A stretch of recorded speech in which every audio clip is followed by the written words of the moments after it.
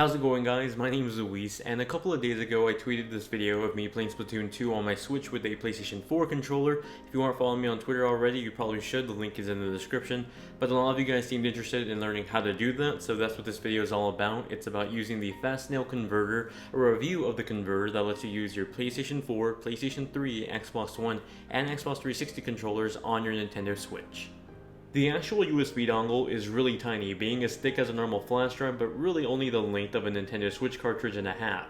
On Amazon, the price of the dongle sort of has been fluctuating over the last few days. I bought mine for $15, but at the moment it's currently at $17, so it might be lower by the time this video goes up, it might be higher, who knows, but it's been fluctuating around $2 to $3 every few days. When you purchase the package, you get a little USB dongle, which is the actual controller converter. The company also throws in a USB-C to USB adapter, so you can actually use this with a setup that isn't docked. You can use this in portable or tabletop mode. As far as the setup goes, it's quite literally plug and play with any of the supported controllers. Whether you have a wireless or wired controller, just plug in the charging cable for said controller and then attach the USB dongle to the end of the cable. If you're playing with the Switch dock, then just plug in the controller into one of the USB ports on the dock. If you want to use this controller while in handheld or tabletop mode, then you have to prop up your Switch with a stand or lay it down flat and then use the USB-C to USB adapter.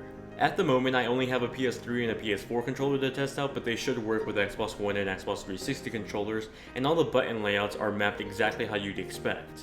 The only major difference seems to be in the face buttons. You'd expect X to be A or circle to be back or B, at least if you played PlayStation controllers outside of Japan. But with the Switch, it's flipped to match the Switch's button layout. So now the X button is B and circle is A. It takes a bit to get used to it, but it does work. If you do use something like an Xbox One, 360, or PS3 controller though, you'll be missing a button to take screenshots. If you have a PS4 controller, the extra touchpad button operates as the screenshot button. In my test, I found that there was no button issues, so no input lag or anything of that nature. I even went into the Nintendo Switch's system settings to go see the calibrator for the analog sticks. Everything worked flawlessly, there was no dead zones in sight. The only problem is that since this is a workaround method, things like the gyroscope controls won't work. And for those wondering, no, you can't just use the headphone jack on the PS4 controller to listen to your Switch now. It just doesn't work like that.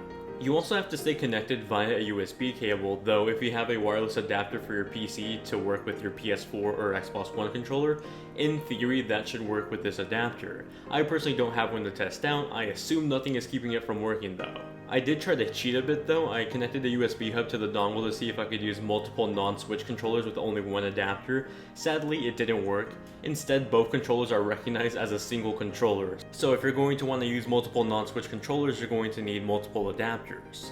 For me personally, I really like the Nintendo Switch Pro controller. I use it pretty much all the time, but when I have friends over and they have to use half of a Joy-Con pair, and I still have that fourth person that doesn't have a controller, this is a good cheap method for me to have them use a PS4 or Xbox One controller instead of dropping more money on a pair of Joy-Cons or a brand new Pro controller.